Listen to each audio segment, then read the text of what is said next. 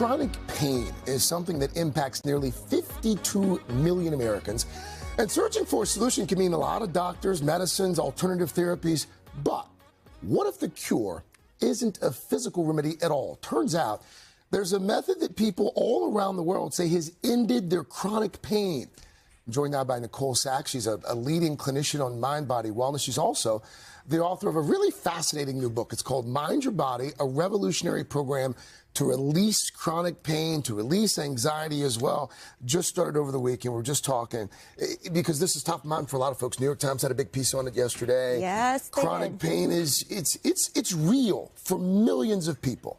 Yes. We don't want to dismiss the idea of chronic pain, but you maintain that we can cure chronic pain by doing what? Well, the first thing I always have to start with is the pain is not in your head. Yes. It is not, you're not hysterical, you're not making it up, you're not overly sensitive. It's so important that I start there. And it's also important, if you are feeling pain in your body, you go to a doctor, you get checked out. You know, I am not a person who believes in bypassing any of that. But in the thousands and thousands of people I've worked with around the world, so many times they reach a dead end, right? The doctor says, there's nothing else we can do for you. The doctor says, we have a diagnosis, but there's no cure. You can just learn to live with it. Yeah. And that's where I come in. Things like migraines, fibromyalgia, back, neck, shoulder, hip pain, long COVID. Long COVID's a big one right now that I'm working with people completely resolving their symptoms. So how do they do it? How do you do it? So the best way I can describe it is this. Picture if a house was on fire and the alarm goes off. The alarm is loud, it's screaming because it needs to get your attention. It gets your attention, but the alarm is not the problem. It's an indication that there's a problem. The problem is the fire. So the way I help people understand it is your migraine or your fibro flare or your gut issues, back pain. That is the alarm. The human being needs to know when we need to take care of ourselves. So the alarm's going off, but what's really the problem? And what I've found in my many, many years is that our stored trauma and our repressed emotional worlds create a situation where our nervous system feel like we are in danger, like there's a predator, and it looks to seek to protect us. And how do we go about fixing that?